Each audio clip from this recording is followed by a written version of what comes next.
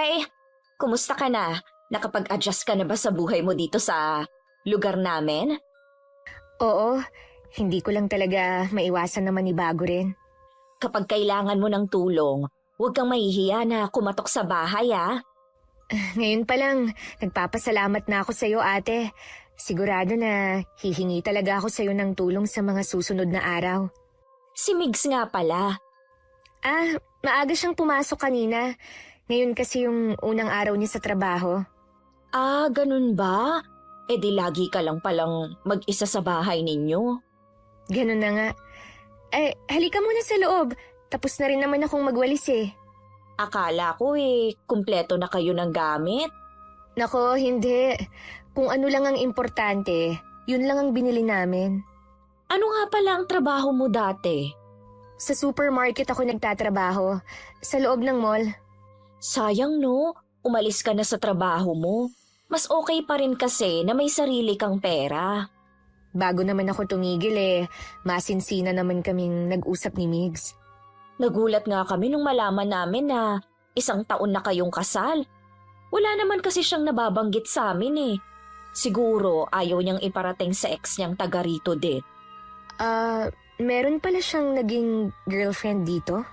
Oo, matagal na nga sila noon. Akala namin sila nang magkakatuluyan. Huwag mong sabihin na walang naikikwento sa iyong kapatid ko. Wala nga. Baka ayaw niyang ipaalam sa akin. Naku, huwag mo na lang palang banggitin sa kanya na ako ang nagsabi ha. Oo naman. Huwag kang mag-alala ate. Wala akong sasabihin kay Migs. Magandang araw, Miss Gwen. Ako si Paulina. May asawa at kasalukuyang nagdadalang tao. Mula nung mapirme na lang ako dito sa bahay, isa na sa naging libangan ko ang pakikinig sa inyong channel. Gusto ko rin magbahagi ng kababalaghan na naganap sa akin nun sa lugar ng asawa ko. Ang kwentong ito ay may kinalaman sa hipag ko. Migs, kumusta ang unang araw mo sa trabaho? Nakakapagod pero ayos lang. Kailangan ko rin magpakitang gilas kahit pa sabihin na ninong ko nagpasok sa akin sa trabaho. Kumusta pala ang buong maghapon mo dito sa bahay? Ayos lang naman. Nandito nga pala kanina ang ate Rosalie mo. Talaga? Anong napag-usapan niyo? Kung ano-ano lang. Tinanong din niya ako kung hindi pa ako naninibago rito. Hindi naman sa sinisiraan ko ang kapatid ko. Pero huwag kang magkukwento sa kanya ng kung ano-ano. Likas na kasi sa kanya ang pagiging tsismosa. Baka mamaya, mabalitaan na lang natin, chinichismis na tayo sa ibang tao. Huwag kang mag-alala. Kilala mo ako na hindi madaldal. Hindi rin ako masyadong nagtitiwala sa mga bagong kilala. Para din naman kasi sa kapakanan mo sinasabi ko. May tanong pala ako. Hindi ka ba malapit sa ate mo? Magkapatid lang kasi kami sa ama. Kaya hindi kami ganon kalapit sa isa't isa. Siyempre, mas malapit ako sa mga totoo kong kapatid. Tingin ko naman sa kapatid mo mabait siya. Sana makasundo ko siya at maging magkaibigan kami. Basta, mag-iingat ka na lang. Oo na. Mabuti pa maghahain na ako. Sige, nagugutom na nga ako Hindi rin kasi ako nakakain ng break time sa dami ng trabaho. Sa susunod, ingatan mo ang sarili mo. Mahirap nang magka-ulcer dahil sa ginagawa mo. Mas importante pa rin ang kalusugan kesa sa pera. Alam ko naman yun. Hindi ko na rin naman uulitin. Ayoko kasi mag-alala ka. Sa ilang araw kong pagtira sa lugar ng asawa ko, napansin ko wala nang ginawa ang mga kababaihan kundi magkwentuhan sa tabi ng daan. Kabilang na nga sa kanila ang hipag ko. Nakasama pa ang bunsong anak na 3 taong gulang pa lang. Para bang sanay na ang mga taga ron sa ganung gawain. Wala ba silang ginagawa sa kanila? Buong maghapon ko na lang silang nakikita na magkakasama. Dahil wala pa kaming anak ni Migs, mas maraming oras ang ginugugol namin sa isa't isa. Madalas kapag day off niya, namamasyal at kumakain kami sa labas. O di kaya kapag nasa bahay lang, nagluluto ako ng mga paborito naming pagkain.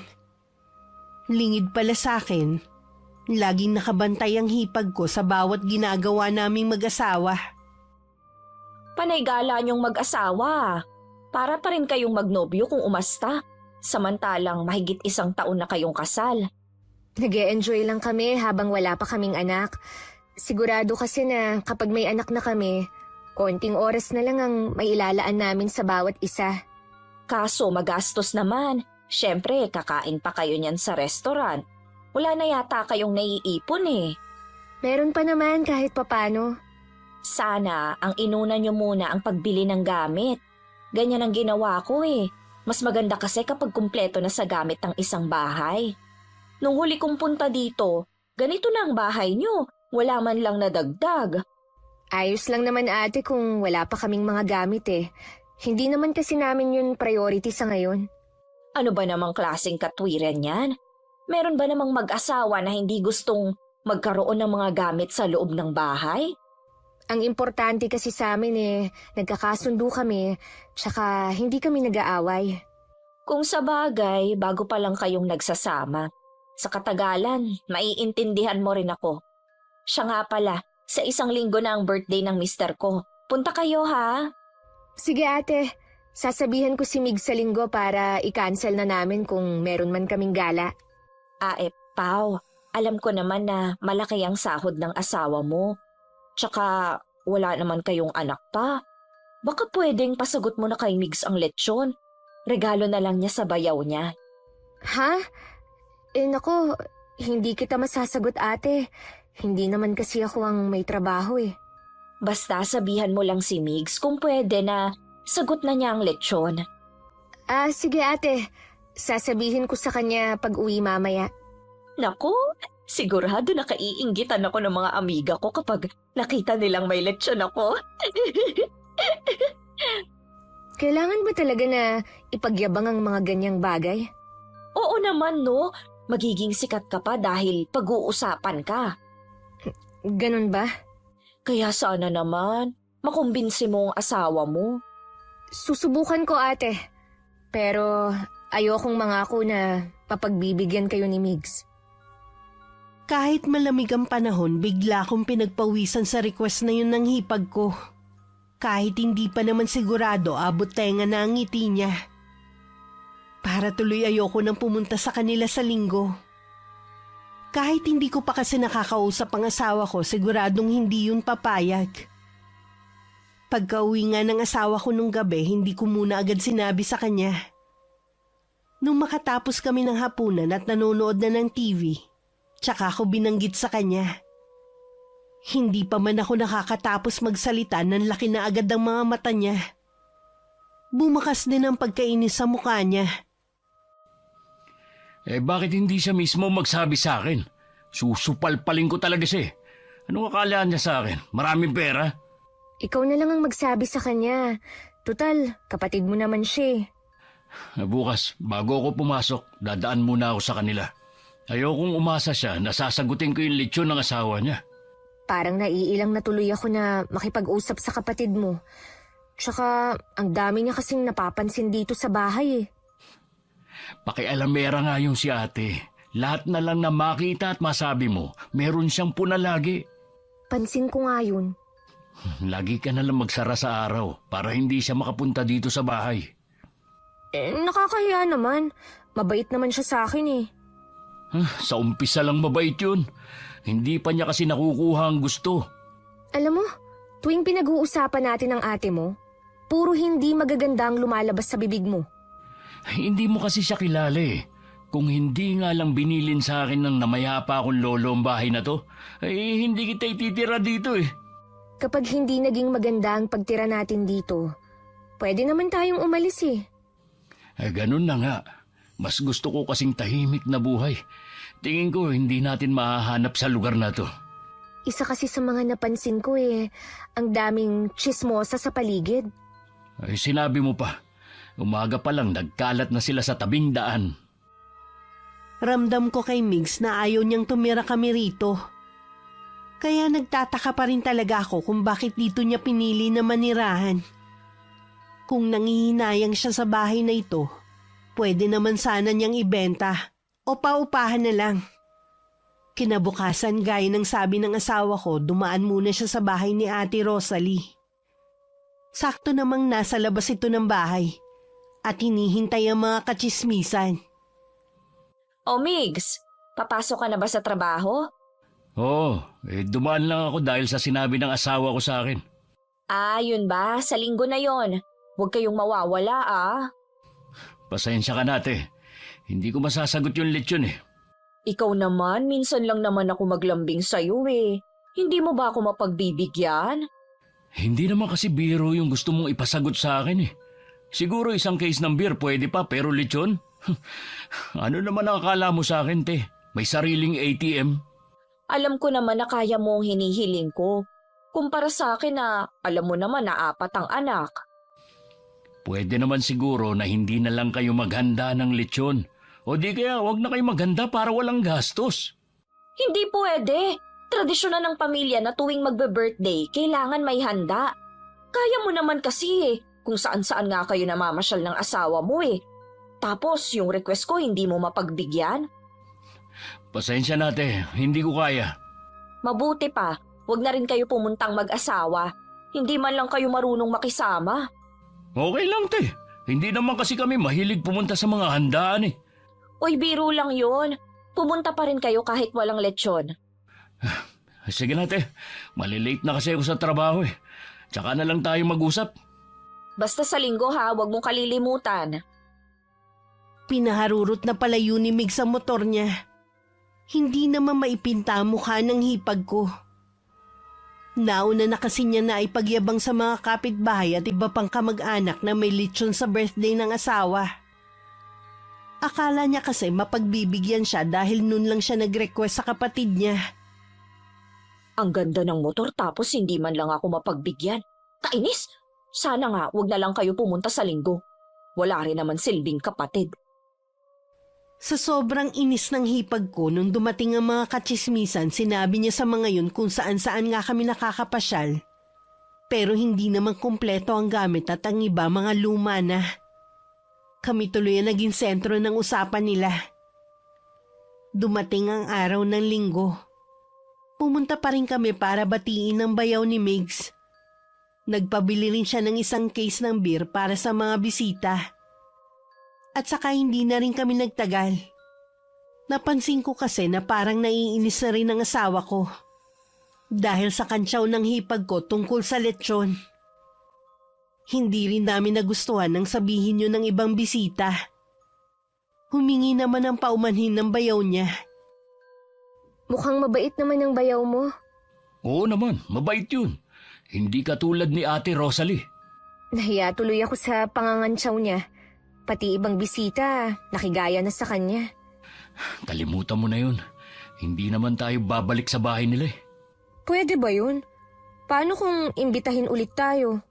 Pagkatapos nito, malamang hindi na tayo iimbitahan ni ate. Kilala ko yun. Maiba nga pala ako, bago ko makalimutan. Pwede ba akong dumalaw kay Itay bukas? Tapos, daanan mo na lang ako doon pagkatapos ng trabaho mo. Uy, sige. Mabuti pa nga, doon ka muna. Wala ka na rin namang ginagawa rito. Tsaka naayos naman ang mga gamit dito sa bahay. Bigla ko kasing namiss si Itay eh. Naiintindihan naman kita. Kaya kapag gusto mong dumalaw sa kanya, magsabi ka lang. Hindi naman kita pagbabawalan eh. Kinabukasan sumabay na rin ako kay Migs Pales. Ibinabalang niya ako sa sakayan. Hindi alam ni Itay na pupunta ako sa kanya. Siguradong magugulat yun. Matagal nang biyudo si Itay at 2 lang kami magkapatid ni Ate Faye. May asawa na rin ang ate ko at may isang anak. Malapit lang naman ang bahay niya kina Itay kaya madalas niya itong mapuntahan. Hindi katulad ko na malayo ang bahay. Paulina, mabutit dumalaw ka. Kasama mo ba ang asawa mo? May trabaho po si Migs. Hinatid lang po niya ako sa sakayan bago siya pumasok. Kumusta po kayo rito? Ayos lang ako rito. Mas gusto ko nga ang lugar na ito kaysa sa tinirhan natin dati. Dinadalaw po ba kayo ng ate rito? Oo naman. Kasama pa nga pamangkin mo eh. Gusto nga niya na pumisa na lang ako sa kanila. Sabi ko ayoko na makaabala pa. Kaya ko naman ang sarili ko eh. Nagtataka raw kasi ang mga biyanan niya. Bakit pinili ko na magpatayo ng bahay malayo sa karamihan? Ayos nga po rito eh. Kung ako sa ganito ko rin gustong tumira. Yung walang mga kapitbahay, walang magkukumpulan para pag-usapan ka. Marami rin palang chismosa sa inyo. Ay naku tay, opo. Minsan nga, ang aga-aga pa nasa kalsada na silang lahat. Imbis na magluto o maglinis muna sila ng bahay. Kahit saan naman maraming chismosa. Huwag mo na lamang silang pansinin. Basta ituon mo lang ang atensyon mo sa asawa mo. Gustuhin ko man po na hindi sila pansinin. Minsan po sa tapat ng bahay pa namin sila tumatambay. Para bang nananadya. Ganun talaga ang mga chismosa. Kung sino ang pinag-uusapan nila, madalas malapit o mismong bahay ang kanilang tinatapatan. Ibig po bang sabihin ako minsan ang pinag-uusapan nila? Ganun na nga. Kaya mag-iingat ka sa pinagkukwentuhan mo. Huwag ka masyado magtitiwala. Itinuloy na ni Itay ang pagsisibak ng kahoy. Sinabi ko naman na ako magluluto ng tanghalian namin. Inayos ko na rin ang ilang pagkain na dala ko para sa kanya. Dahil hindi inaasahan ni Itay ang pagdating ko, nakalimutan na niya ang mga gamit niya. Hindi niya nailigpit ang mga ito. Sa bukas na silid kasi naroon ang mga kagamitan niya. Katulad ng itim na mga kandila na may sindi pa. Ilang sandali lang nakasunod na sa likod ko ang Itay. Anak, Tay, hanggang ngayon po ba nangungulam pa rin kayo? hindi pa rin kasi maiwasan na merong humingi ng tulong sa akin eh. Tay, nangako kayo sa amin ni Ate Faye na hindi na kayo gagamit ng itim na kapangyarihan para makapanakit ng ibang tao. Pinaparusahan ko lang naman ng masasama at hindi mga inosente. Kahit na po, tingnan niyo yung huling lumapit sa inyo. Pinahamak pa kayo kahit ang intensyon niyo lang makatulong. Ayoko lang na maulit yun. Paano kung may makaalam na mga taga rito sa gawain niyo? Maingat naman ako sa pagtanggap sa mga taong lumalapit sa akin. Hindi pa rin naman nagbabagong kondisyon ko kahit binabayaran nila ako. Tanging masasama lang ang kinukulam ko. Akala ko pa naman, sa paglipat niyo ng tirahan, magbabago na kayo. Alam po ba ito ni Ate Faye? Wala siyang alam. Nakikiusap ako na huwag mo nang iparating sa kanya. Buntis ang ate mo at medyo masela ng kalagayan niya. Nakikiusap po ako sa inyo, Tay. Itigil niyo na po ito. Ako ang natatakot para sa inyo Sige, titigilan ko na ito. Ayoko rin naman na karmahin kayo dahil sa masama kong ginagawa. Salamat, Tay. Natatakot lang po kasi ako na may taga rito ang makatuklas sa gawain niyo. Ayoko na mapahamak kayo. Alam niyo naman ng ibang tao Gabi na nang makarating sa bahay ni Itay si Migs. Dahil may biglang ipinagawa sa kanya ang ninong niya. Nagpasya na lang kami na dun matulog at kinabukasan na umuwi. Pinayagan naman kasi ang asawa ko na hindi pumasok sa trabaho kinabukasan. Hindi alam ni Migs ang tungkol sa lihim ni Itay. Kilala niya to bilang ulirang ama sa amin ng ate ko. Wala rin akong balak ipaalam sa kanya kung sakali. Ayoko kasing masira ang imahe ni Itay sa kanya. Kumusta naman ang trabaho mo, iho? Ayos lang naman po. Mabait naman ang boss ko dahil ninong ko po siya sa binyag. Salamat nga pala sa pag-aalaga sa bunso ko. Kahit papano panatag na ako dalang dalawa kong anak nakatagpo na rin ang mabubuting asawa. Hindi nyo kailangan magpasalamat sa akin. Nung pinakasalan ko po ang anak nyo obligasyon ko na rin po siyang alagaan. Ganyan din si Rowel. Napakaswerte ko talaga sa mga naging manugang ko. Hindi na ako mag-aalala kung sakali man na mawala ako. Malakas pa naman po kayo sa kalabaw, Tay. At bata pa kayo sa edad nyo. Huwag nyo munang isipin ang tungkol sa bagay na yan. Hindi naman kasi natin masasabi kung hanggang kailan lang tayo sa mundong ito Mabuti na yung lagi tayong handa. Sa bagay nga po. Gusto mo bang uminom tayo? May ibinigay kasi sa akin ng kaibigan ko na lambanog. Itinabi ko muna dahil wala naman akong kainuman. Si Ruel sana kaso hindi na pala siya umiinom. Sige po, Tay. Inom tayo. Kaya lang medyo mahina na rin po ako sa inuman Hindi ko po alam kung masasabayan ko kayo. Kahit hindi natin maubos, gusto ko lang kasi na may kakwentuhan habang umiinom. Nang magsabi sa akin si Migs na iinom sila ni Itay, tumangulang ako sa kanya. Nagbukas pa ako ng delata na dala ko para may pulutan sila. Pagkatapos kong maibigay ang mga kailangan nila, pumasok na ako sa kwarto. Siguro na mamahay ako kaya hindi ako agad nakatulog. Kaya bumangon na lang ako. Pumasok ako sa kwarto ni Itay. May sindi pa rin ang kandilang itim na ginagamit niya. Sa pagkakaalam ko, hanggat may sindi yun, hindi natatapos ang paghihirap ng taong kinukulam ng aking ama. Nakaramdam naman ako ng awa sa taong yun. Pero sabi nga ni Itay, puro masasama lang ang kinukulam niya. Kinabukasan bago mananghalian, nagpaalam na kami kay Itay. Nangako naman ako na babalik sa ibang araw.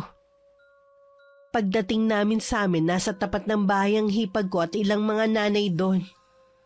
Ngumiti naman ako nang magtama ang paningin namin. Pambihira talaga si ate. Tanghali na, ayaw pa rin nilang magsiuwi. Hindi pa yata tapos ang kwentuhan nila eh. Baka kamo hindi pa nila tapos siraan ng taong pinag-uusapan nila. Ikaw talaga. Hinaan mo lang ang boses mo. Baka marinig ka ng ate mo. Dito pa naman sila nakatingin. Wala akong pakialam kahit marinig pa niya. Mabuti nga yun. Baka sakaling matauhan kahit papano. Migs, galit ka ba sa ate mo? Para kasing may kinikimkim kang sama ng loob sa kanya eh.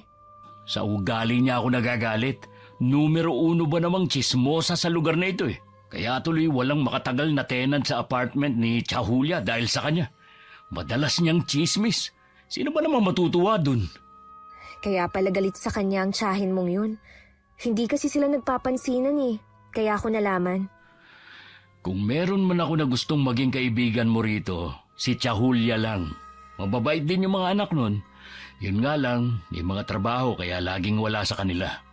Hindi kaya naiinggit lang ang ate mo sa tiyahin nyo? Tiyahin ko lang. Kapatid si Chahulia ng nanay ko. Yun nga ang sabi ni Chang nung magkaharap sila sa barangay noon. Oo nga pala. Magkapatid lang kayo sa ama. Ganun ba talaga kalala ang ugali ng ate mo para umabot sa baranggayan? Oo, kaya iwasan mo na siya. Ang nakakasundo lang naman niya, yung mga kapwa niya chismosa rin. Mabuti pa nga siguro. Ayoko rin na magkaroon ng hindi pagkakaunawaan sa kapatid mo. Tingin ko pa naman hindi rin siya nagpapatalo. Sinabi mo pa. Dito nga muna pala ako sa kwarto ha. Pahinga lang muna ako sandali. Hindi pa rin kasi nawawala yung hangover ko eh. Inubos niyo ba naman ng isang bote ng lambanog eh? Hindi ka naman sanay uminom ng ganung alak. Hindi ko rin kasi namalayan na naparami na yung inom ko. Ang saya kasing kakwentuhan ng tatay mo eh. Mawiwili ka talagang kausap yon. Ang daming alam eh. O sige na, pumasok ka na sa kwarto natin. Inuna ko muna ang paglilinis sa labas ng bahay namin. May puno kasi ng mangga sa tapat kaya laging may mga tuyong dahon sa paligid. Akala ko umalis na si Ate Rosalie. Nakatambay lang pala sa kapitbahay ko. Nung makita ko, tsaka siya lumapit. Hindi naman ako makakaiwas pa kaya hinarap ko na lang din siya. Oh, ate! Akala ko nakauwi ka na. Yung mga kasama ko lang, magluluto pa daw kasi ng pananghalian. Saan kayo nanggaling? Kahapon pa kayo wala eh. Dahil nung gabi, walang ilaw sa bahay nyo. At wala rin ang motor ni Migs. Dinalaw lang namin ang itay ko. Ganun ba? Akala ko eh. Kung saan na naman kayo nagpunta. Wala na kasi kayong alam kundi gumala. Gusto lang naman naming mag-relax. Lalo na si Migs na laging pagod sa trabaho. Mabuti pa nga kayo nagagawa pa yan. Kami kasi ng asawa ko.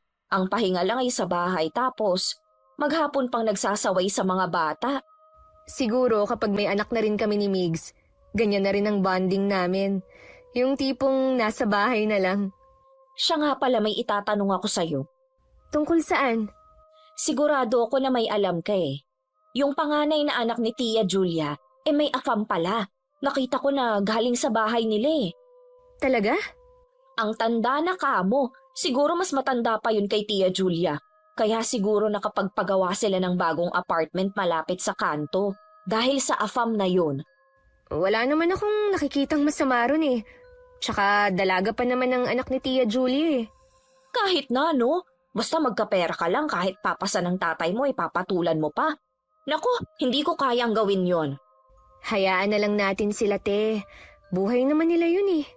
Ang sa akin lang naman, huwag silang mayabang. Tapos malalaman na sa afam lang naman pala galing ang pera nila. Mahirap naman kasi na husgahan natin sila dahil lang sa nakita mo. Hindi mo kilala ang mga anak ni Tia Julia. Mukha lang mga edukado pero ang mga ugali, matindi pa sa mga tambay sa kanto. Makita mo, hindi na yan mga mamamansin sa mga susunod na araw. Bakit ba nanggagalaiti ka sa galit sa kanila? Wala naman yata silang ginagawang masama sa'yo eh. Ay, akala mo lang wala. Kapag nakikita ko ang mga yan, iniirapan ako. Akala mo naman kay gaganda. Ang iitim naman ng mga kilikili ang hilig pang magsando. Nagsasabi lang naman ako ng totoo. Kahit ako pangit, makinis naman ako. Wala akong ginagamit na kahit anong pampakinis at pampaganda. Hindi tulad ng iba. Natural ang kagandahan ko. Di tulad nila na tingin ko retokada na. Bigla kasing tumango sa mga ilong eh. Total ate, mga pinsan naman sila ni Migs. Bakit hindi ka na lang makipag-ayos sa kanila? Magkapit-bahay pa naman kayo. Pagkatapos nila akong ipabarangay, wag na uy! Sino ba sila? Pasensya ka na te ah. Hindi kasi kami pwedeng mangialam sa issue nyo eh. Mas gusto kasi namin na mamuhay lang ng tahimik ni Migs. Gusto ko lang naman magkwento sa'yo. Yan naman ang sagot mo. Hindi kasi tama na pag-usapan ng buhay ng ibang tao. Away lang ang makukuha mo. Makauwi na nga sa bahay. Naalala ko meron pa pala akong gagawin. Sige te, marami din akong gagawin dito sa bahay namin eh. Kung maghapon ko sigurong kausap ang hipag ko, hindi pwedeng hindi rin ako magkasala. Wala din preno ang bibig niya. Halata tuloy na naiinggit lang siya sa mga pinsan nila ni Migs. Kaya kung ano-anong hindi magaganda ang sinasabi niya sa mga yon.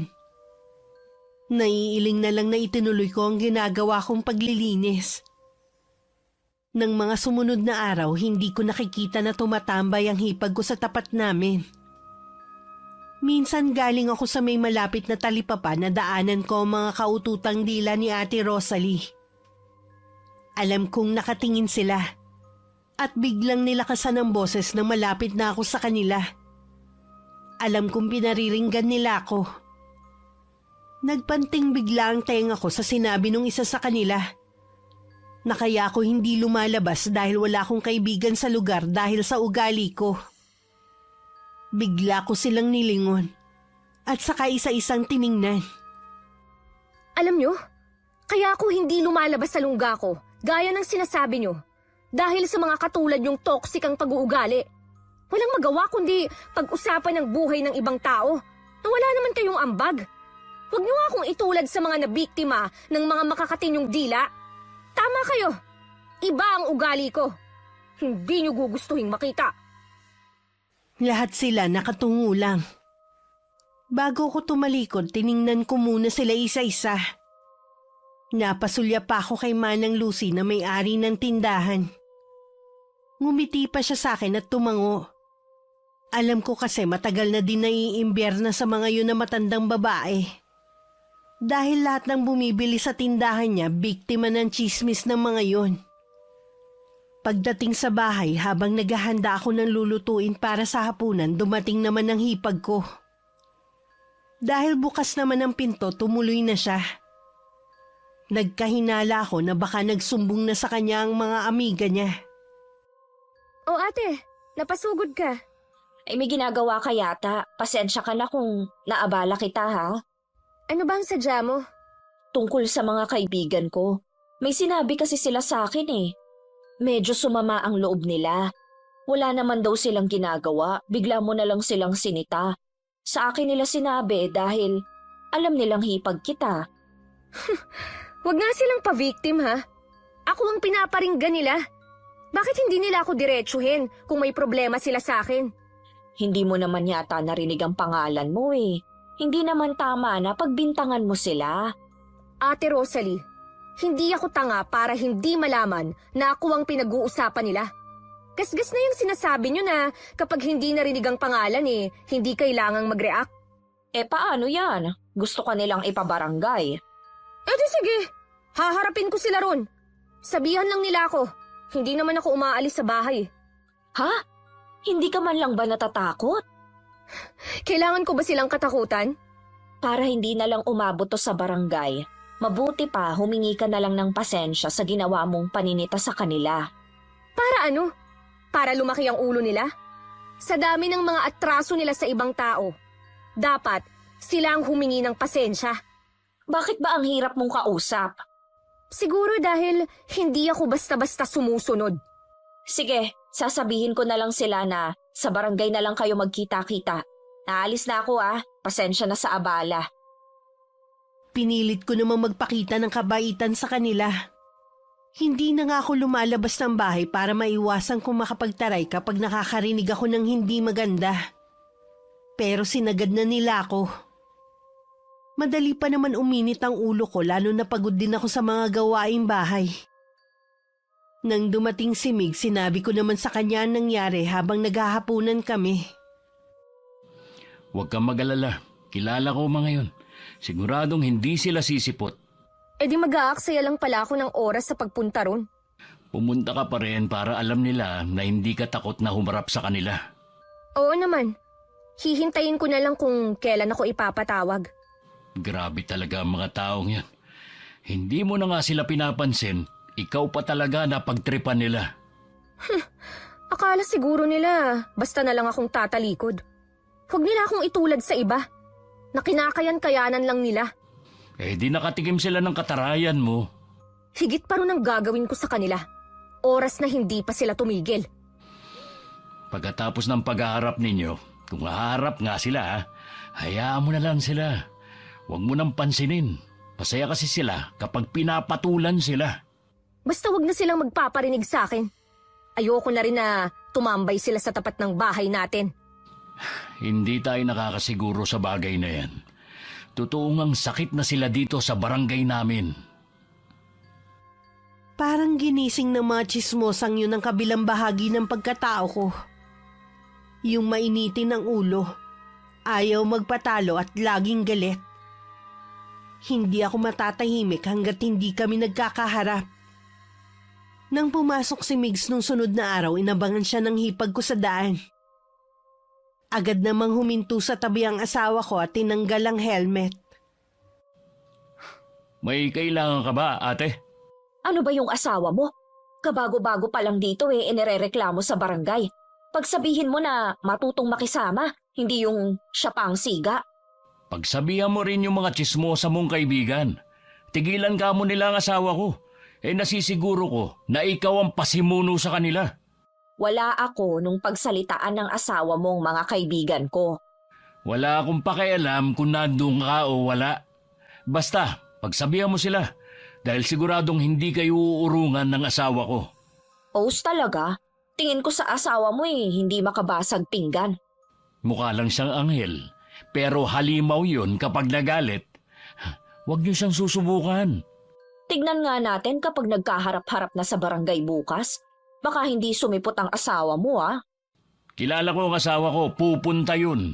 Kilala ko rin ang mga kaibigan mo. Sisipot kaya sila? Oo naman. Mabuti naman. Ayaw kasi ni Pao na masayang ang oras niya sa pagpunta ron. Hindi naman kasi siya katulad nyo na hindi abala sa mga gawaing bahay. Kung makapagsalita ka naman, akala mo mga tambay lang kami. Marami din kaming ginagawa. Mas marami pa nga dahil may mga anak kami. Paano? Aalis na ako. Nasabi mo naman na siguro lahat ng gusto mong sabihin. Malilate na ako sa trabaho. Mabangga ka sana. Tignan ko lang kung hindi matanggal yung angas mo. Gusto pa sanang umabsent ni Migs para samahan ako. Pero hindi ko siya pinayagang lumiban sa trabaho. Hindi naman kasi kailangan pag-aksayahan ng panahon ng mga taong yun. Sigurado namang hindi sila sisipot.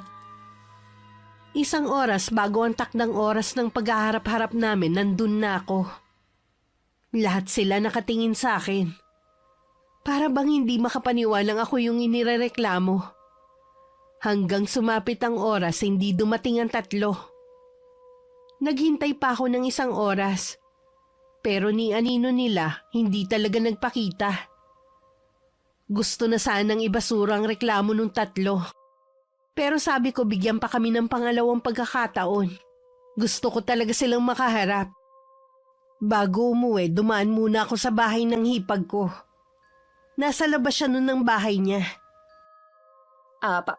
Paulina? Tapos na ba ang paghaharap ninyo? Hindi sila sumipot. Ang aga ko pa naman dun. Baka may emergency sa kanila. Ano yun? Silang tatlo? May emergency ng sabay-sabay? Posible naman yun, di ba? Posible siguro sa ibang tao. Pero hindi sa mga kaibigan mo. Pakisabi sa kanila, sumipot ka mo sa susunod ha. Dahil kung hindi ka mo, ako naman ang maghahabla sa kanila. Ang OA mo naman. Ano naman ang ihahabla mo sa kanila? Mabuti sana kung pakinggan ka sa barangay.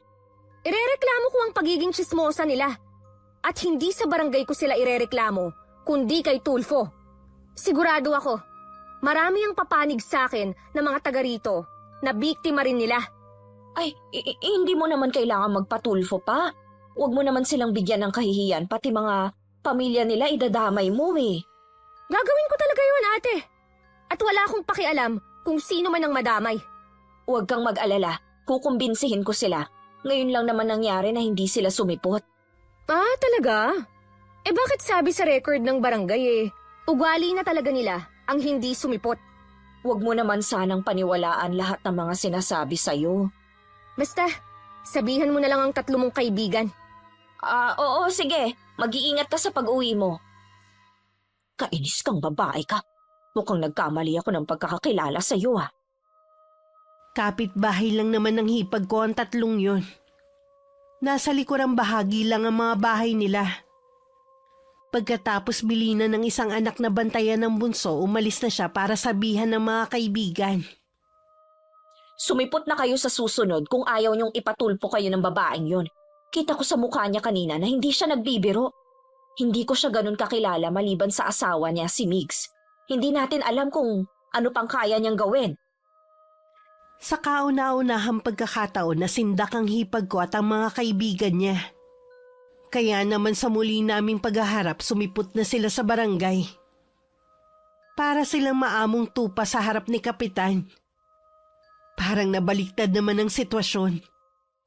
Parang sila tuloy ang nirereklamo. Pinasumpa sila na hindi na ulit pagchichismisan ng buhay ng ibang tao. Sumang-ayon naman sila. At bago namin nilisan ng tanggapan, pinagbati kami at nakipagkamay ako sa kanila. Ganun lang kabilis natapos ang pag-uusap. Pero alam kong hindi pa tapos ang gagawin nilang panggugulo sa buhay ko. At least ngayon, alam nila na hindi ka basta masisindak sa kanila. Kung hindi mo sila kilala, maaawa ka sa mga mukha kanina. Parang iiyak na ang mga itsure. Magaling lang talagang umarte ang mga yun. Akala siguro nila, ipapatulfo ko sila. Siguro nga kaya napilitang humarap kanina. Ang galing mo talaga. Ay nako, sana nga tumigil na sila. Hanggat maaari ayoko talagang magalit kahit kanino. Ay sana nga, pero kung hindi pa rin, ituloy mo na lang ang plano mo. Nandito lang naman ako para suportahan ka. Papakiramdaman ko muna sila sa mga susunod na araw. Ay siya nga pala, sahod ko ngayon Sa labas na lang tayo kumain para mawala din yung init ng ulo mo. Uy, sige gusto ko yan. Mabuti na lang hindi pa ako nakakapagluto. Wala kasi akong gana Wala na nga ako nabalitaan na kahit ano sa hipag ko at mga kaibigan niya.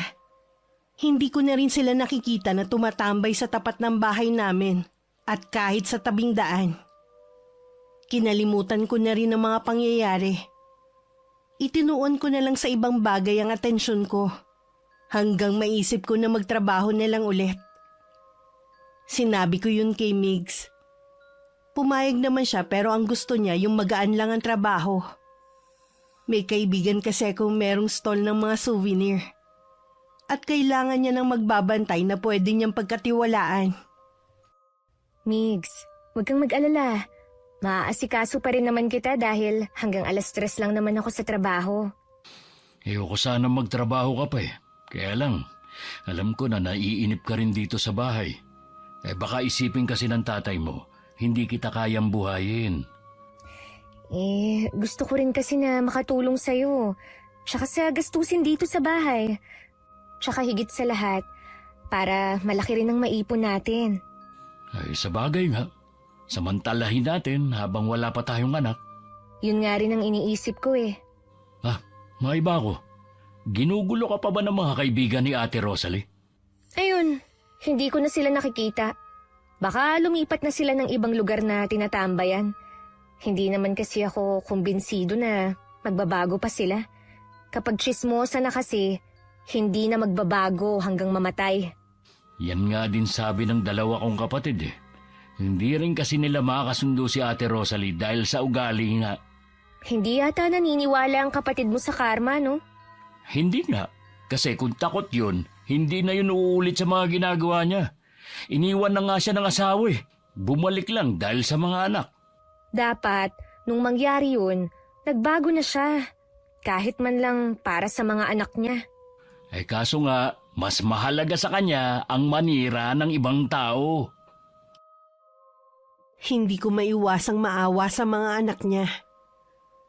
Minsan nakikita ko ang mga yun na naglalakad na nakatsinelas lang.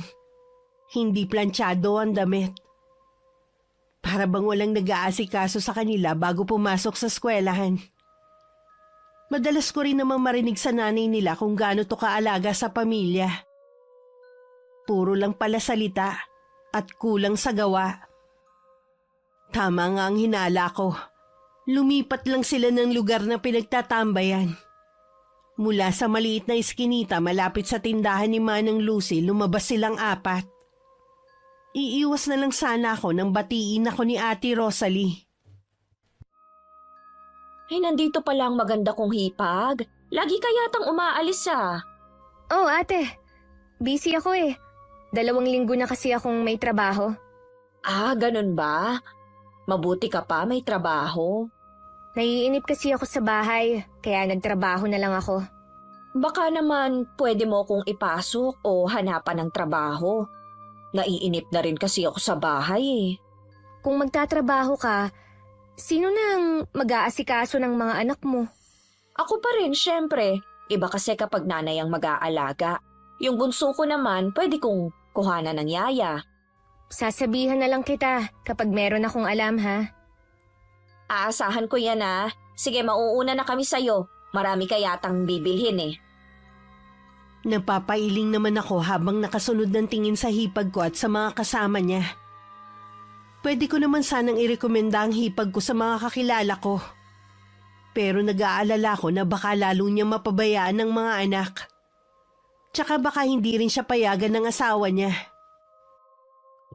Naku, iha.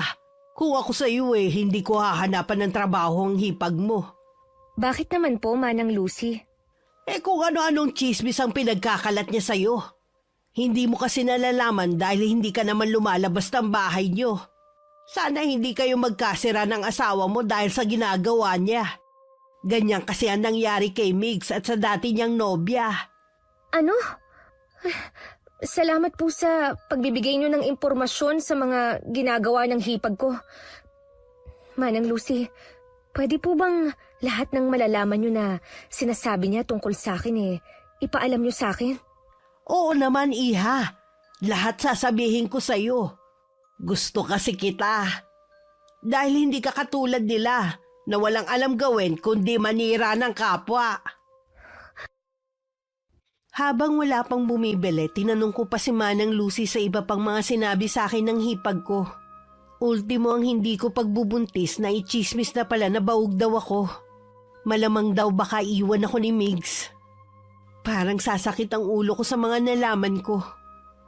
Pagdating sa bahay, uminom agad ako ng gamot. Hindi ako makapaniwala na Meron palang katulad ng hipag ko. Ang malas ko. Dahil ako naman ang pinupuntirya nila. Nang dumating si Migs ng araw na yon, hindi ko nalang sinabi ang mga napag-usapan namin ni Manang Lucy. Habang nasa sala nga kami, panay ang kwento niya tungkol sa trabaho niya. Hanggang isingit na nga niya ang planong pagsama sa kanya ng ninong niya sa probinsya ng 2 linggo. Gusto kasi niyang ipakita sa akin yung planta niya doon.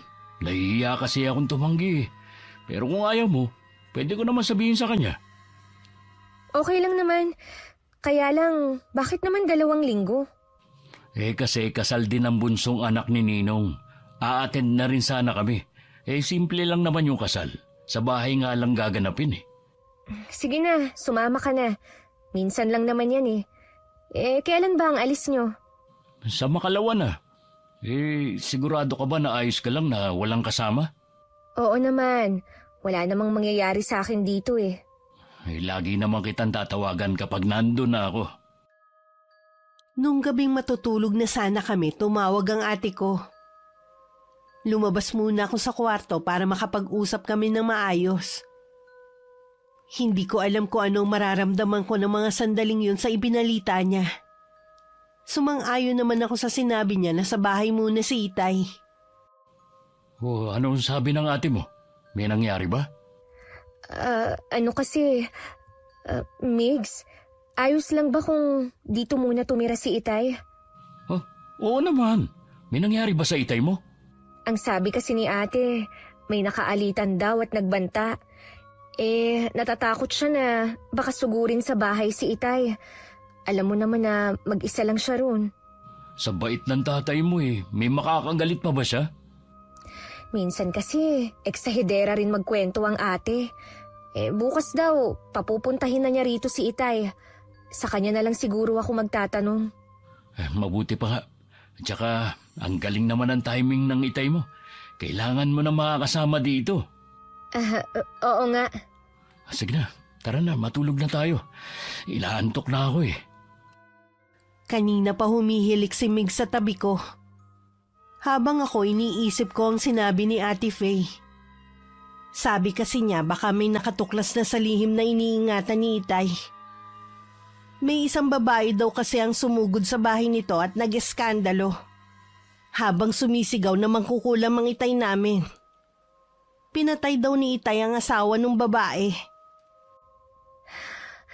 Ito na nga ang kinatatakutan ko eh. Tama lang na umalis doon si Itay. Mabuti na lang, wala siyang kapitbahay na malapit. Pumasok muna ako sa trabaho. Sa hapon pa naman darating si Itay. Nung tumawag siya na papunta na, maaga na lang ako umuwi. Sasakayan na lang kami nagkita ni Itay. Kahit ngumiti siya nang makita ko, bakas pa rin sa kanya ang lungkot. Wala kaming imikan sa biyahe hanggang makauwi sa bahay. Mabuti naman po at nakumbinsi kayo ni ate na dumito muna sa bahay. Gusto nga niya nung hindi ka pa niya tinatawagan doon ako sa bahay nila. Ayoko naman na madamay sila. Hindi na po talaga kayo pwede sa bahay na yun. 2 beses na pala kayong sinugod eh. Kung hindi pa kayo pinuntahan ni ate, hindi pa niya malalaman. Hindi ko naman kasi alam na nagsinungaling sa akin ang babaeng yun. Ano po ba ang nangyari? May pumunta sa bahay na babae. Stella ang pangalan niya. Sabi niya, may kabit ang asawa niya at may anak sila. Ginugulo din daw siya ng kabit ng asawa niya. Kaya gusto niya na ipakulam ang lalaki. Para pareho na silang mawala ng sinasabi niyang kabit. Noong una ayoko dahil napakababaw ng dahilan Kaya lamang nasilaw ako sa laki ng ibabayad niya. Pwede niyo na sanang paghatian ng magkapatid. Kaya kayo pumayag? Oo. Huli na nang matuklasan ko na siya pala ang kabit. Napagtanto ng lalaki na mahal niya ang pamilya niya. Kaya bumalik siya sa mga yon. Paano nalaman nung asawa na kayo ang kumulam sa asawa niya? Ipinagtapat sa kanya ni Stella bago yun bawian ng buhay. Sana isinama na lang niya sa hukay ang nalalaman niya. Patawarin mo ako, anak. Kung problema na naman ang ibinigay ko sa inyo. Tay, huwag po kayong mag-alala. Hindi na po kayo matutunto ng babaeng yun. Nagsisisi talaga ako sa nagawa ko. Kung pwede ko lang sanang ibalik ang nakaraan. Wala na po tayong magagawa pa. Nangyari na eh. Basta, nakikiusap po ako sa inyo. Tumigil na po kayo sa ganyang gawain. Oo anak, tatalikuran ko ng gawain ito. Ayoko na rin kayong bigyan ng suliranin. Lihim ko pa rin sinisisi si Itay. Hindi pa kasi siya nadala nung una. Inulit na naman niya. Hindi naman lahat kasi nang lumalapit sa kanya totoong sinasabi. May ilan katulad ni Stella. Gusto lang gamitin ng kulam para sa paghihigante at pansariling interes. Nang sulyapan ko si Itay, baka sa mukha niya ang labis na pagsisisi. Nakaramdam naman ako ng awa sa kanya. Pilit naman pinasigla ni Itay ang kanyang itsura nung dumating si Migs para wala yung mahalata. Nagmano naman ang asawa ko at masaya na sila nagkwentuhan habang nasa kusina ako. Tamang-tama po, may makakasama si Paulina dito sa bahay. Nabanggit nga ng asawa mo na aalis ka bukas kasama ng ninong mo. Uy, kumusta naman po kayo ngayon? Nasabi po ni Pau na may nakaalitan daw po kayo. Oo. Nakadalawang beses na kasing balik eh. Nag-aalala kasi ang dalawa sa akin. Tama lang na umalis muna kayo doon. Oo nga. Babalik din naman ako kapag lumamig ng sitwasyon. Kahit magtagal pa kayo rito, ayos lang po. Malaki naman po itong bahay eh. Nakakahiya naman sa inyo. Ayoko maging pabigat sa inyong mag-asawa. Huwag niyo pong iisipin na pabigat kayo. Tandaan niyo, pamilya tayo. Salamat, iho. Nung pumasok ako sa sala, nagpaalam naman si Itay na may gagawin lang sandali. Nagpahabol naman ako na maghahapunan na kami maya-maya. Tumango naman si Itay at saka na siya pumasok sa kwarto. Migs, nakahanda na pala ang maleta mo. I-check mo na lang mamaya. Baka may nakalimutan akong ilagay. Hindi na siguro. Baka magulo lang yung pagkakayos mo. At saka may tiwala naman ako sa iyo eh. Anong oras ka nga pala susunduin dito sa bahay? 5:00 daw, sabi ni Ninong. Sige. Aagahan ko na lang ang gising para maipagluto kita ng almusal. Siya nga pala. Parang may kakaiba sa tatay mo. Anong ibig mong sabihin? Parang kulang yung sigla niya eh. Para bang napipilitan lang siyang maging masaya. Baka apektado pa rin siya sa taong nakaalitan niya. Hindi naman kasi sanay si Itay na may kagalit eh. At saka yung mga ganyang may edad na, maramdamin na rin yan. Kaya nga mabuti na lang nandito na siya. 2 araw na mula nang makaalis si Migs. 2 araw na rin naiiwan mag-isa ang Itay sa bahay dahil pumapasok din ako sa trabaho. Para hindi mainip, siya na lang ang gumagawa sa bahay katulad ng paglilinis. Isang umaga habang nagdidilig si Itay sa labas, dumaan ang hipag ko. Dala ng kuryosidad, lumapit siya para mag-usisa. Manong, ano pong ginagawa ninyo dyan? Nagdidilig. Hindi mo ba nakikita? Alam ko po, ang ibig kong sabihin, dyan po ba kayo nakatira? Kilala ko kasi ang mag-asawa na nakatira dyan. Ako ang tatay ni Paulina. Kayo po pala ang tatay niya. Magtatagal po ba kayo dyan? Depende.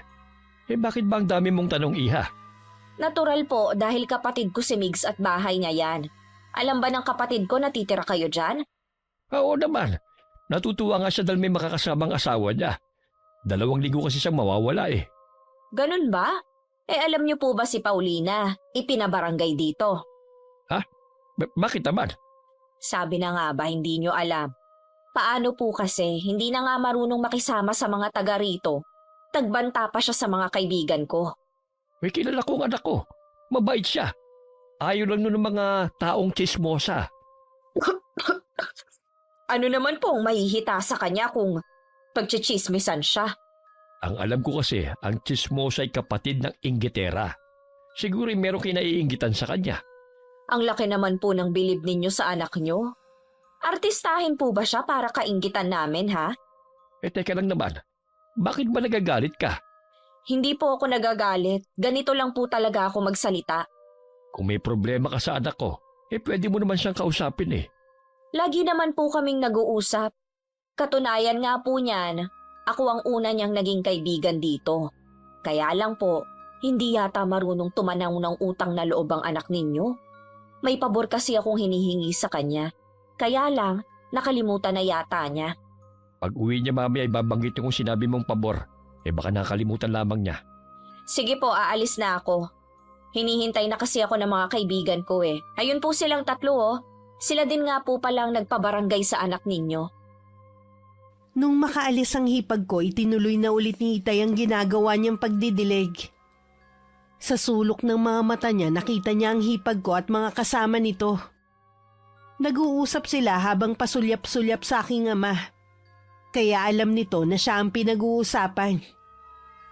Nang matapos ang ginagawa, pumasok na siya sa loob ng bahay. Habang nagpapahinga, laking gulat ni Itay nung may kumatok. Nang buksan niya si Ate Rosalie. Pwede bang pumasok? Pasensya ka na, Iha. Hindi kita pwedeng patuloyin. Hindi kasi magandang tignan eh. Gusto ko lang makita ang loob. Bumalik ka na lamang kapag nandito na si Paulina. Kapatid ko ho ang may-ari ng bahay na to, kaya pwede akong pumasok. Sinama mo pa talaga sila. Bakit hindi? Mga kaibigan ko sila. Wala pa rin palang pagbabago sa ayos ng bahay na to. Ang baduy pa rin ang kulay ng kortina. Tatawagan ko lang si Pao para sabihin na nandito kayo. Wag na, aalis na rin kami. At ikaw ha, huwag kang magtagal dito. Baka mamaya, buong angka na ninyo ang dalhin ni Paulina dito. Mahiya naman kayo. Para sabihin ko sa'yo, may sarili akong bahay. Pansamantala lamang ang pagtira ko rito. Kung ganon, anong ginagawa nyo dito? Sinasamahan ko lamang ang anak ko habang wala si Biggs. Sinabi ko na yun sa'yo. Nakahinga naman ng maluwag si Itay nung umalis na ang hipag ko at mga kasama. Buong maghapon tuloy hindi mapakali si Itay hanggang dumating ako. Ikinuwento naman niya ang buong pangyayari. Wala na lang ako masabi sa kakapalan ng mukha ng hipag ko. Lahat na yata ng nakakainis na katangian sinalo niya. Sinagot ko naman lahat ng tanong ni Itay, kung bakit ako napabarangay nun, at kung ano ang ugali ng hipag ko at mga alipores niya. Halata naman sa mga hilat siya ng pagmumukha nila eh. Sinamantala nila ako na wala ko rito, kaya nagawa nilang umasta ng ganun. Bukas, tingnan natin kung magawa pa nila ang asal nilang yun. Ibig bang sabihin hindi ka papasok bukas sa trabaho? Hindi po muna, Tay. Sana makasama rin natin ang ate mo. Namimiss ko na rin kasi ang apo ko sa kanya. Kapag po lumamig na ang sitwasyon dadalawin po natin. Ano ba kasing nagawa ko? Kung kailan ako tumanda, tsaka naman ako nagbibigay ng problema sa inyo. Tay, kalimutan niyo po muna ang pangyayaring yun. Baka magkasakit kayo sa kakaisip eh. Sana noon pa ako nakinig sa inyo. Lalo no lang pong pinapahirapan ng sarili niyo niyan eh. May tao sa may bintana. Nang makalapit kami sa may bintana, palayo na ang taong tumatakbo. Hindi namin nakita ang mukha dahil may takip. Pero ang kurba ng katawan nito ay parang sa babae. Kanina pa po kaya siya nakikinig sa pag-uusap natin? Kararating lang niya kaya ako siya naramdaman kaagad. Babae din siya. Ang amoy niya isa sa mga kasama ng hipag mo. Ay nako, sakit talaga sila sa ulo. Hindi na ako nagtataka kung bakit kulang na lang isuka sila ng mga taga rito. Kapag hindi ka pa nila tinigilan, ako na ang mga kalaban nila. Tay, nakikiusap ako sa inyo. Huwag niyo silang gagawan ng masama. Nakikita ko kasi nahihirapan ka na dahil sa kanila. Tay, nangako po kayo. Oo nga pala. Pasensya ka na, Iha. Nakalimot na naman ako. Kaya minsan ayoko na maniwala sa mga pangako ni Itay. Ilang beses na kasi niyang hindi natutupad, kahit nung nabubuhay pa si Inay. Pasumpa-sumpa pa siya nun sa bundok. Pero makaraan lang ang ilang buwan, may kinulam na naman siya. Mula pagkabata tuloy, kinailangan naming magpalipat-lipat para hindi malaman ng mga tao ang lihim niya. Kinabukasan nga habang nagtatabas ng damo sa likod ng bahay si Itay at ako naman nasa loob ng bahay nung biglang may kumatok. Nung buksan ko ang pinto, bumungad ang hipag ko at ang tatlo. Bumakas bigla sa mukha nila ang gulat. Nandito ka pala. Hindi ka pumasok sa trabaho? Day off ko. Anong kailangan nyo? Isinama mo pa talaga sila, ha? Oops! Huwag muna kayong umalis. Diyan lang kayo. Paalis na rin kami. Galing pala kayo rito kahapon. At kung ano-ano pa ang mga sinabi nyo kay Itay. Totoo lang naman ang sinabi ko. Kapatid ako ni Migs. Hoy ate, hindi lang yun ang sinabi mo. Kaya huwag ka nang magsinungaling pa. Huwag mo nga akong masabihan na sinungaling. Baka nakakalimutan mo, kapatid ako ng asawa mo. Yun na nga eh. Bakit kailangan mo kaming i-chismis sa ibang tao? Ano ba ang mabuting magagawa nun sa'yo, ha? Hindi ko alam ang sinasabi mo. Tapos sasabihin mo na hindi ka sinungaling, ha? Nawawalan ka na yata ng respeto sa akin. Hindi ka naman kasi karapat dapat irespeto eh. Pagsisisihan mo talaga tong ginawa mo. Ano? Magpapatulfo ka rin ba, ha? O sa barangay? Baka hindi ka naman sumipot. Talaga bang inuubos mo ang pasensya ko, ha? Mabuti pa, umalis na kayo. Hindi ko na lang ipapaalam kay Migs ang mga ginagawa nyo. Para hindi kayo magkagulong magkapatid. Parang utang na loob ko pa, ha? Sige, aalis na kami dito. Nang maisara ko ang pinto, napasandal na lang ako dito. Kanina pa kasi ako nakakaramdam ng hilo. May hinala na ako kung bakit, kaya lang gusto ko munang makasiguro. Gumayak lang ako at pagkatapos nagpaalam na ako kay Itay. May 2 oras lang naman ako nawala. Sa mismong tindahan ako ni Manang Lucy bumaba. May itatanong lang kasi ko sa matandang babae. Saktong natapos kami mag-usap nang dumating si Ate Rosalie at mga kasama niya. Nanlilisik ang mga mata niya sa pagkakatitig sa akin. Kay Manang Lucy ka pala kumukuha ng impormasyon. Ngayong alam mo na, wala ka nang maitatago sa akin. Kapag hindi ako nakapagpigil sa'yo, sa presinto na tayo maghaharap. Nananakot ka pa talaga, ha? Bakit pa tayo doon maghaharap-harap kung pwede naman dito? Talaga bang lalo mong pinapababa ang pagkatao mo, ha? Bakit ko pa itatago ang pagkatao ko? Bistado mo na nga ako. Matagal ko nang gustong ingudgod ang pagbumukha mo sa semento para pumangit ka. Nakikiusap ako sa'yo, Ate Rosalie. Tigilan na natin to. Hindi ako lalaban. Natatakot ka ngayon? Samantalang dati, ang tapang-tapang mo, may nalalaman ka pang tulfo? Hindi ako natatakot kung sarili ko lang ang iniisip ko. Kaya lang, Ang dami mo pang sinasabi! Magbabayad ka ngayon!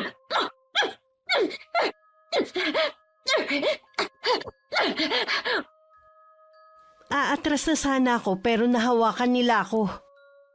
Wala akong magawa kundi takpan ng tiyan ko habang sumisigaw.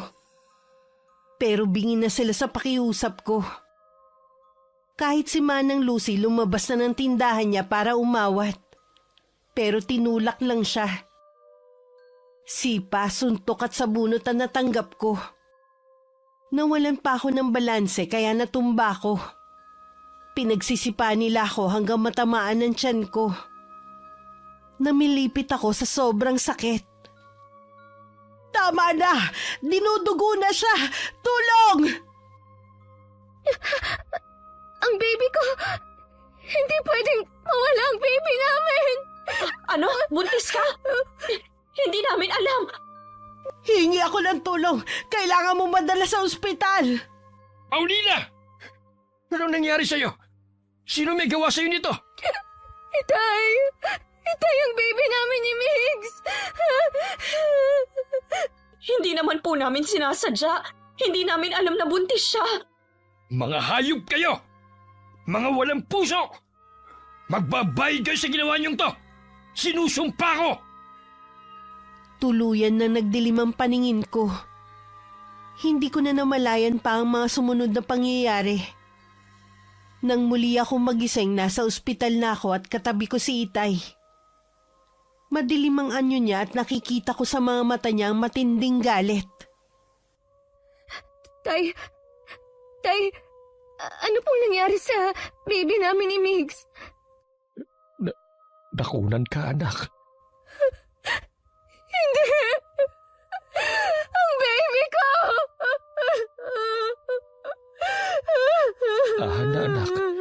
baka makasama sa iyong sobrang pag-iyak. Pabayaan niyo na lang ako, Tay.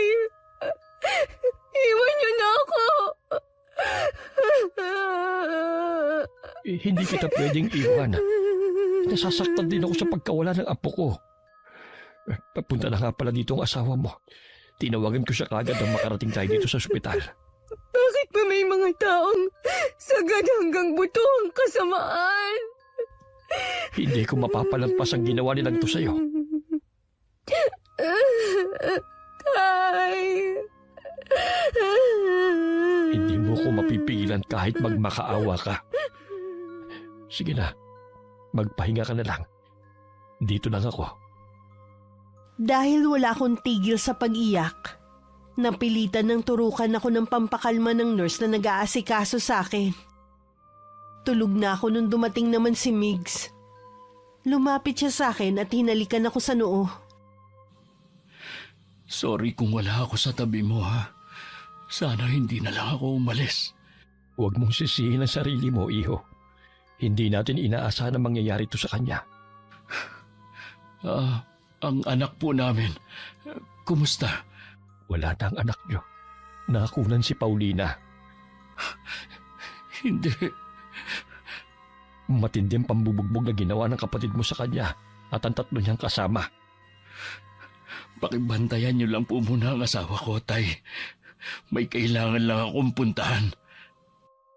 Galit na sumugod si Mig sa bahay ng hipag ko. Dire-diretso siyang pumasok sa loob ng bakuran hanggang sa may pinto ng bahay. Humarang pa sa daraanan niya ang bayaw niya pero itinulak lang niya ito. Napasiksik naman sa sulok ang kapatid sa takot sa kanya. Sinuntok pa niya ang pader malapit sa mukha ni Ate Rosalie. Migs, hindi ko sinasadya. Nadala lang ako ng galit ko. Patawarin mo ko. Hindi na maibabalik ang buhay ng magiging anak namin sa paghingi mo ng tawad. Ikaw ang pumatay sa anak namin ni Paulina. Lahat gagawin ko. Mapatawad niyo lang ako. Hindi naman namin alam kasi na buntis siya. Sana sinabi niya agad. Mabubulok ka ngayon sa kulungan. Ikaw at ang mga kasama mong nambugbog sa asawa ko. Wag, Migs. Maawa ka naman sa akin. Kailangan pa ako ng mga pamangkin mo. Sana inisip mo yan bago niyo sinaktan ang asawa ko. Ikaw naman ang pasimuno ng gulo eh. Ang tanda mo na. Wala ka pa rin pinagkatandaan. Lahat ng sasabihin mo tatanggapin ko. Kung gusto mong saktan mo rin ako para makaganti ka sa akin, ayos lang. Ayoko lang na makulong. Mas gusto ko na nasa likod ka ng rehas. Kaya ihanda mo na yung sarili mo. Migs, sandali, huwag ka munang umalis. Bitiwan mo ako! Huwag ka nang magpapakita sa amin ng asawa ko. Hindi rin ako maaawa sa iyo at sa mga anak mo! Napalupasay na lang sa sahig habang umiiyak ang hipag ko. Nilapitan naman siya ng asawa at saka niyakap ng mahigpit. Dahil sa takot, nagpa siya na lang na tumakas ni Ate Rosalie. Pero pinigilan siya ng asawa at kinumbinsi na harapin na lang ang kasong isasampa namin. Tulog pa rin ako nung bumalik si Mig sa ospital. Si Itay naman ang nagpaalam na uuwi at may gagawin lang sa bahay. Umaga na nang magising ako at nagisnan ko pa ang asawa ko sa tabi ko. Kumusta ang pakiramdam mo? Wala na ang baby natin, Migs. Ang isipin mo na lang, hindi siya para sa atin. Masakit man, hindi na natin mababago ang pangyayari. Ang tagal nating hinintay na mabuntis ako. Tapos ganito lang ang mangyayari.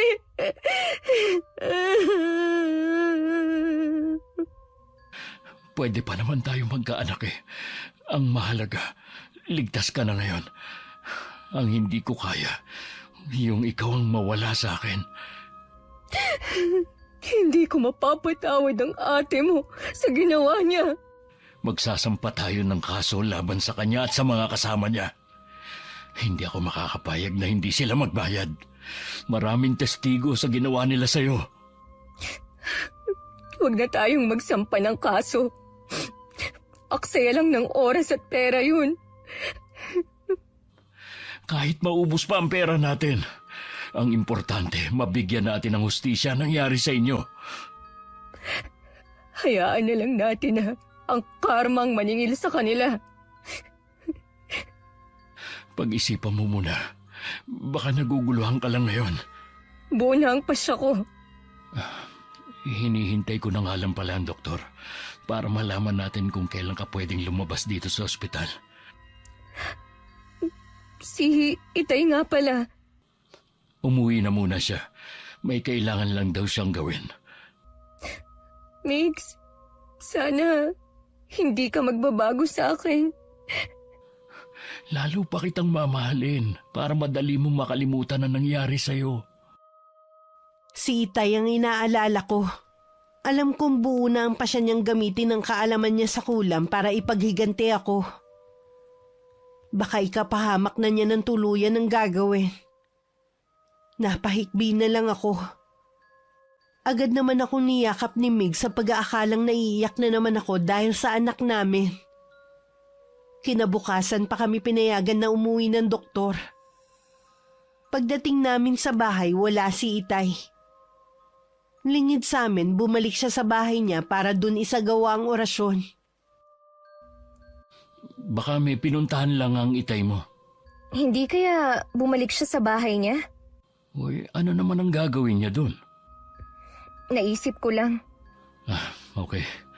Siya nga pala, nagugutom ka ba? Magluluto ako ng paborito mo. Hindi ako nagugutom eh. Magluluto pa rin ako. Pilitin mong kumain para bumalik agad ang lakas mo. Sige, gusto ko munang matulog. Tatawagin na lang kita kapag handa na, ha? Inaantok talaga ako kaya inayos ko na lang ang pagkakahiga ko sa kama. Lumabas na rin si Migs para magluto. Hindi pa man niya nauumpisahan, may kumakatok na. Ang kapatid niya na pagbuksan niya ng pinto.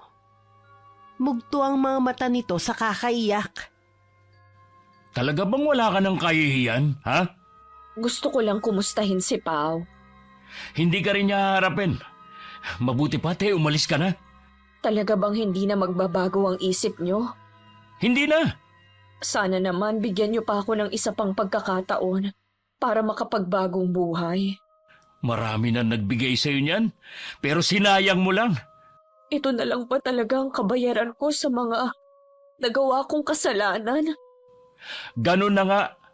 Kawawa naman ang mga anak ko, lalo na ang bunso ko.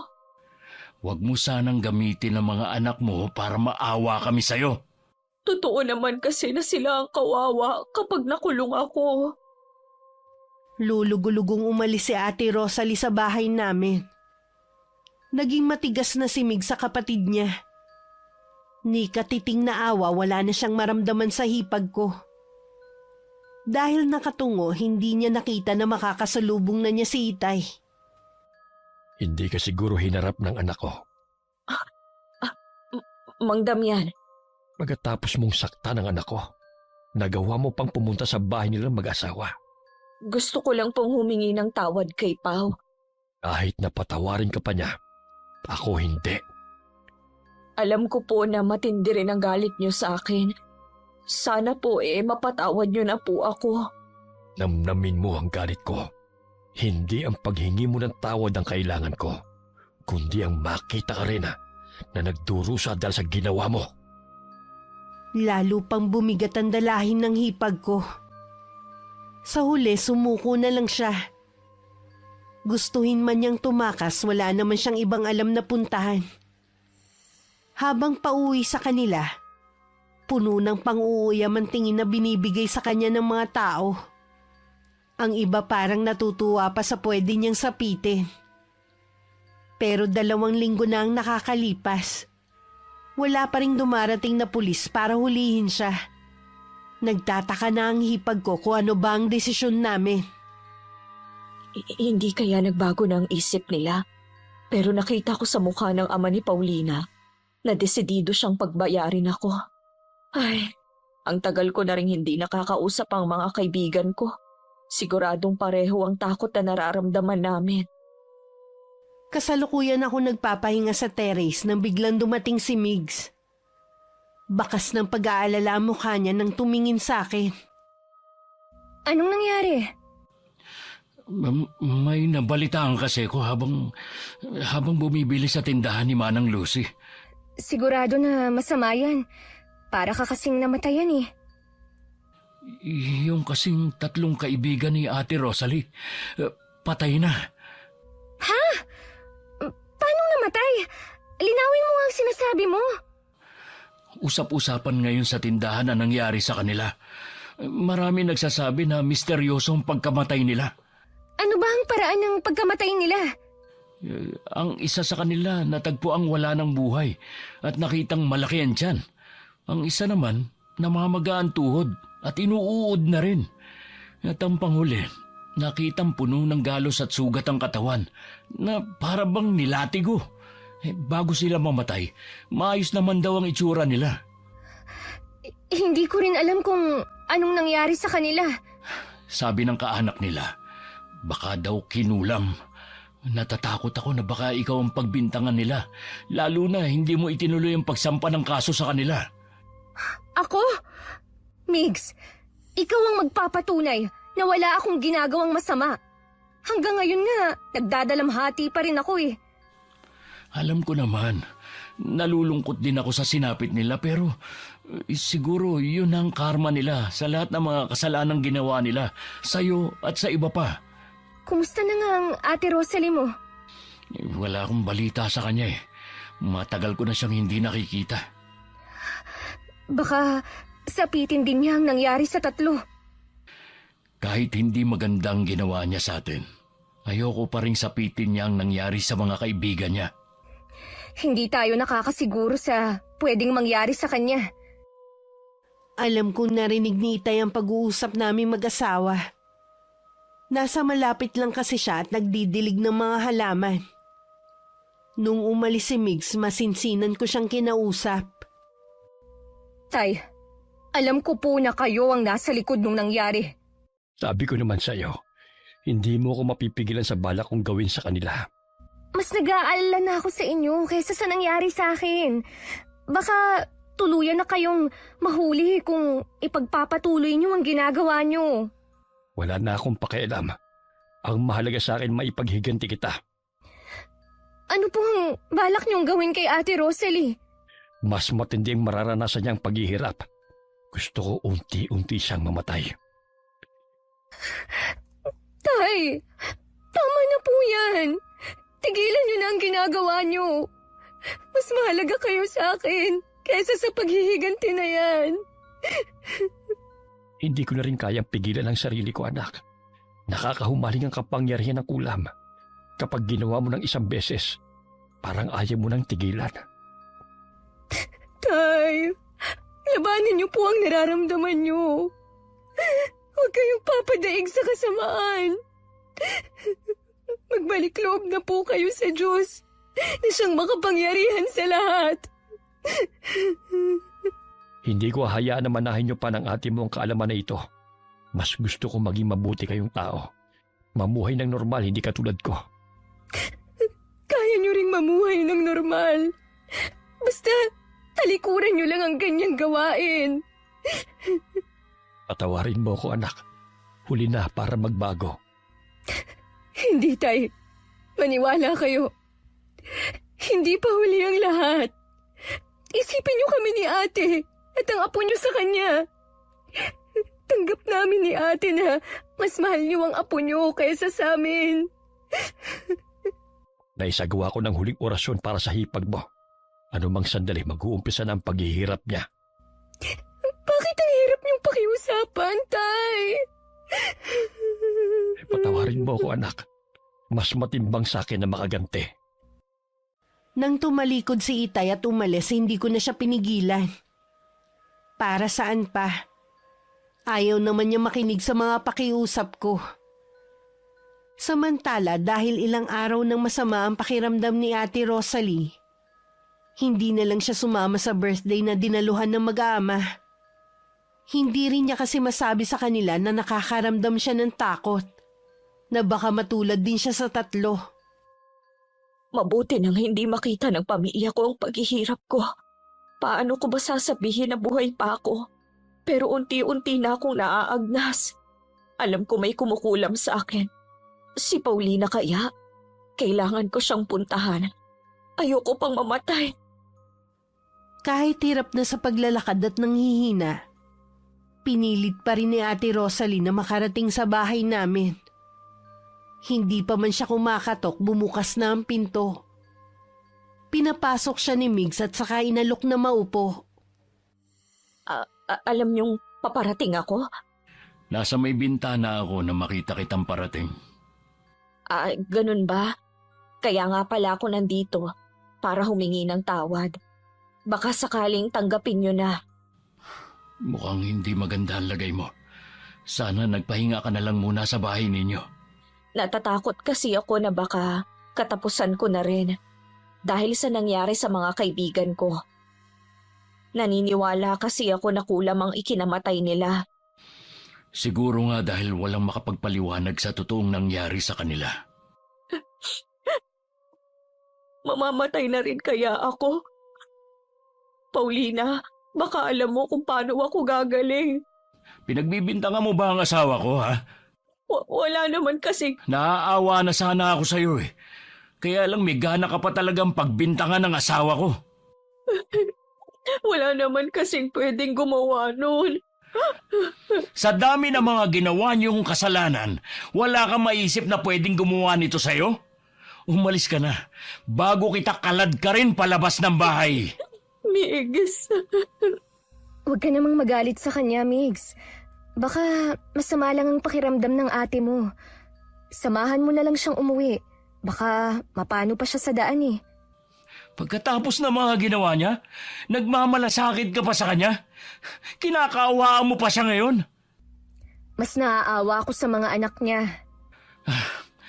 Sige, ihatid na kita sa inyo. Walang imik na sumunod na lang ang hipag ko. Inalalayan siya ng asawa ko para makasakay sa motor. Lumingon pa siya sa akin bago umalis. Nang mag-isa na lang ako, tsaka ako napaluha. Gusto ko kasi siyang tulungan pero hindi ko alam kung paano. Matigas si Itay na bawiin ng kulam dito. Salamat. Nasaan ang mga kasama mo? May pinuntahan ng mag-aama ko. Kaya mo na ba mag-isa? Oo, salamat sa paghatid mo sa akin. Balikan mo na ang asawa mo. Mukhang hirap ka na. Bakit hindi ka pa nagpadala sa asawa mo sa ospital? Hindi naman nila alam ang nangyayari sa akin. Ayoko nang mag-alala pa sila sa akin.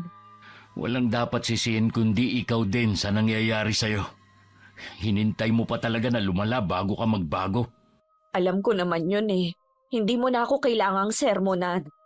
Sige, sasamahan na lang muna kita habang wala pa ang asawa mo. Tatawagan ko lang si Paulina. Nahiga sa sofa ang hipag ko. Ayaw daw niyang mahiga sa kwarto dahil madilim. Mas gusto daw niyang makakita ng liwanag.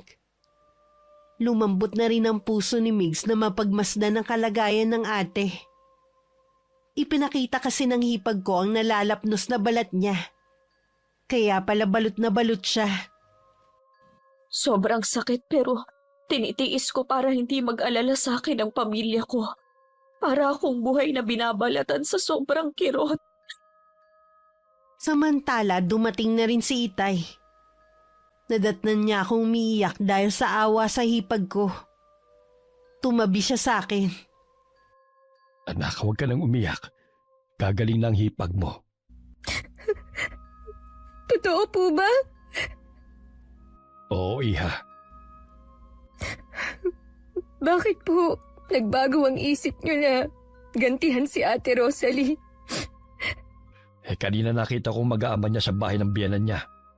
Kahit hindi sila naalagaan ng kanilang ina. Hindi sila masaya na hindi siya kasama. Kaibigan kong biyanan niyang lalaki. Siya ang nagbigay sa akin ng lambanog noon. Naawa kayo sa mga bata. Oo. Naalala ko kasi ang apo ko sa ate mo. Salamat po, Tay. Mas nanaig pa rin sa inyo ang kabutihan. Sana lang hindi sayangin ang hipag mong pangalawang pagkakataong ibinigay ko sa kanya. Dahil hindi lahat nabibigyan ng pagkakataon para magbago. Nandito po siya kanina. Alam ko po na magbabago na siya. Pinuntahan ko rin kanina ang babaeng asawa ng kinulam ko. Pero sabi ng mga kapitbahay, umalis na raw ang mag-iina. Lumayo na at wala na raw balak pang bumalik. Ibig pong sabihin, wala nang manggugulo sa inyo. Ligtas na po ang lihim nyo. Sa ngayon. Pero kung sakali na babalik sila, o isa man sa mga anak niya, handa ko silang harapin at tanggapin ang kanilang galit. Nang mga oras ding yun, unti-unti nang bumuti ang lagay ng hipag ko. Nang imulat niya ang mga mata, tuluyan na rin gumaling ang mga lapnos niya sa katawan. Nararamdaman na rin niya ang pagbalik ng kanyang lakas. Oh, bakit bumangon ka na? Magaling na ako, Migs. Magaling na ako. Thank you, Lord. Ha? Oo nga. Nawawala na bang ang lapnos mo sa katawan? Isa tong himala, Migs. Binawi ng mangkukulam ang sumpa niya.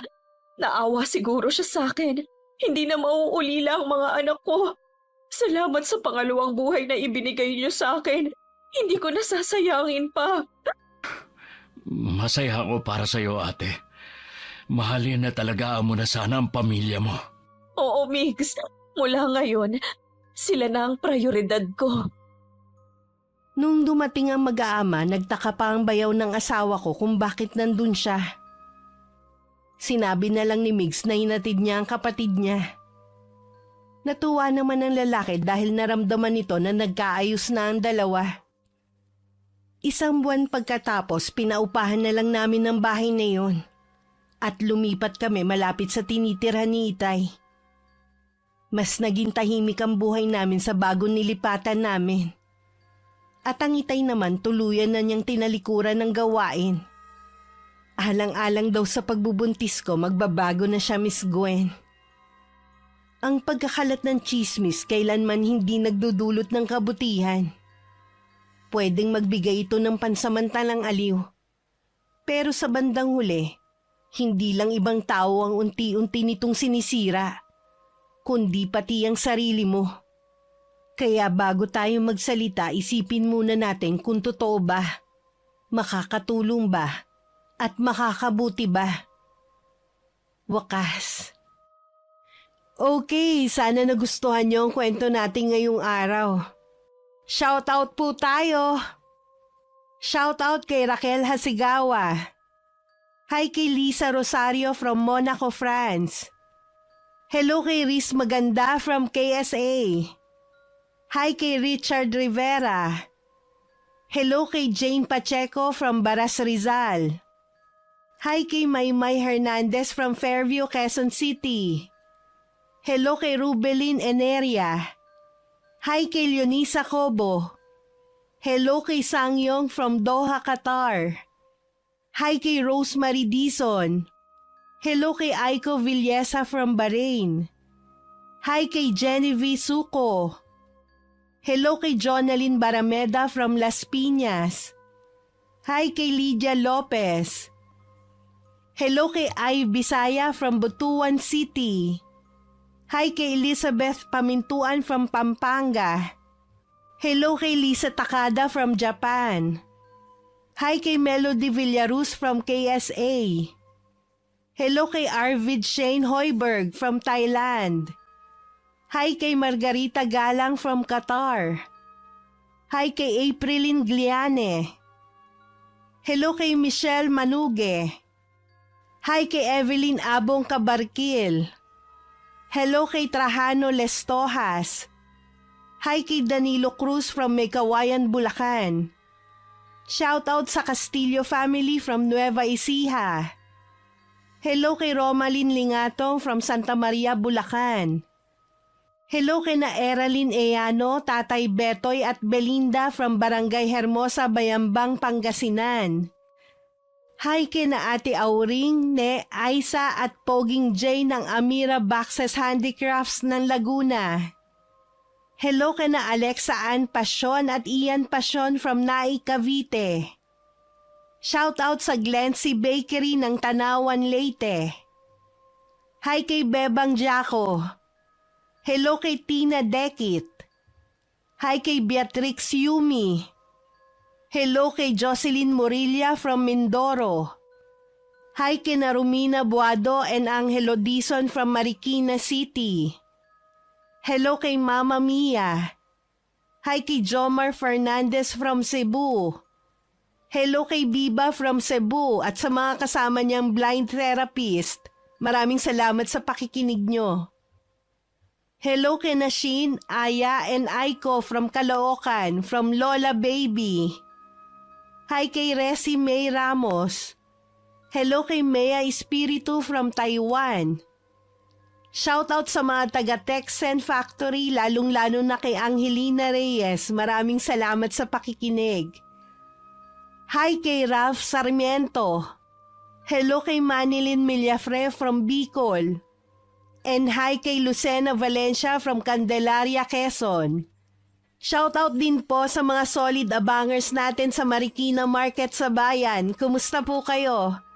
Shoutout din po sa mga solid abangers natin dyan sa Blooming Treat Market. Salamat po sa inyo.